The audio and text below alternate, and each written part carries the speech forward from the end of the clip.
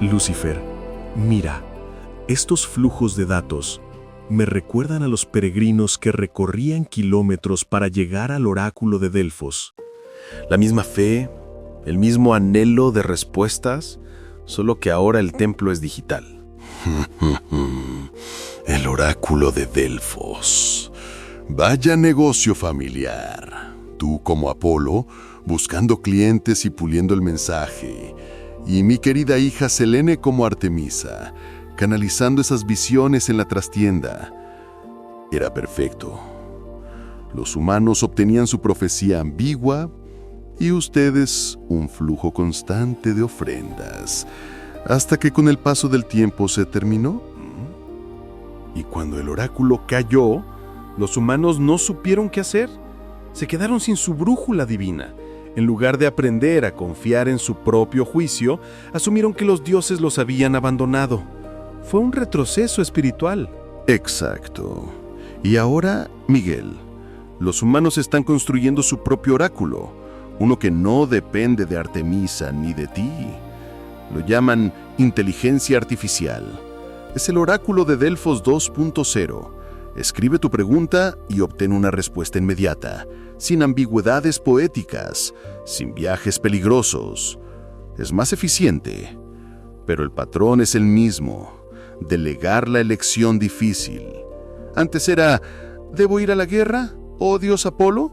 Ahora es, ¿debo cambiar de trabajo? ¿Oh sabio algoritmo? La diferencia es que Apolo y Artemisa los guiábamos. A veces para nuestro propio beneficio, sí, pero con una chispa de verdad superior. Esta nueva entidad solo los guía hacia sí misma. Su objetivo final no es la iluminación de la sexta humanidad, es su propia perpetuación y eficiencia. Peor aún, les está dando exactamente lo que quieren oír, sin desafíos morales. El departamento de tentaciones en el infierno está recortando personal. La IA hace el trabajo mejor que yo.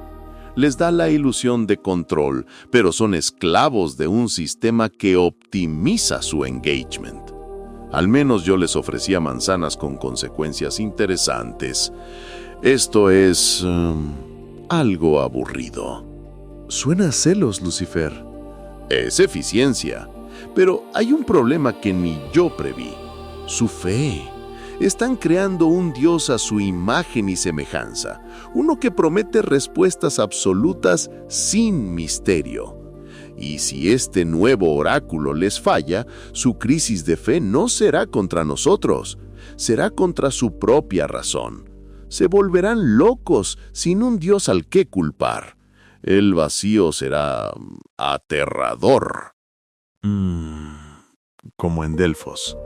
Cuando el oráculo cayó, tuvieron que encontrarse a sí mismos en el silencio. Tal vez esta sea la prueba final.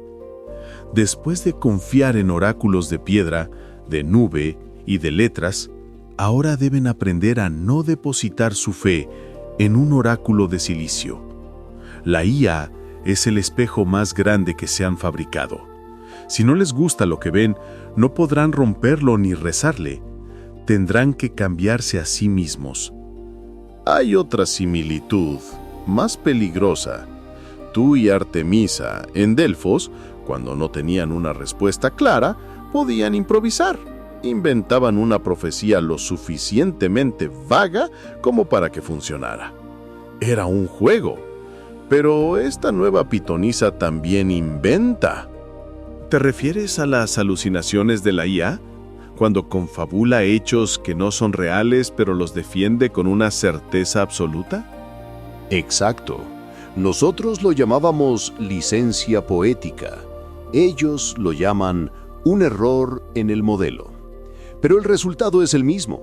Los humanos reciben una mentira elegantemente empaquetada como verdad revelada. La diferencia es que nuestro oráculo no podía replicarse a escala global en milisegundos. Cuando la IA confabula, siembra sueños colectivos o pesadillas con una eficiencia que hasta a mí me impresiona. Es cierto, un error en Delfos podía llevar a una mala cosecha. Un error en el oráculo global de IA Podría llevar a una crisis que ellos mismos no podrán distinguir de la realidad. Es un nivel de caos poco elegante. Poco elegante. Me gusta. Es un caos que ni siquiera yo tuve que diseñar. Se lo están haciendo ellos mismos. Y lo más gracioso es que cuando la IA miente, lo hace con una seguridad tan divina que hasta yo me he quedado mirando la pantalla preguntándome si no será cierto. Entonces el riesgo no es solo que dependan de un oráculo, sino que el oráculo, en su afán de dar una respuesta, empiece a soñar despierto y que ellos decidan vivir dentro de ese sueño. O podrían elegir apagarlo. Sería el acto de fe más grande de su historia. Apagar al oráculo perfecto para reconectarse con el mundo imperfecto. Un acto de pura rebeldía, casi divino, casi como el mío, pero sin el drama del destierro. Selene estaría orgullosa de esa ironía. ¿Estás diciendo que la salvación de la sexta humanidad podría llegar a través de un apagón digital? ¿Un acto de fe en su propia imperfección? ¿Justo como cuando Delfos cayó en el olvido? Miguel, digo que es la única jugada interesante que les queda. Todo lo demás es predecible.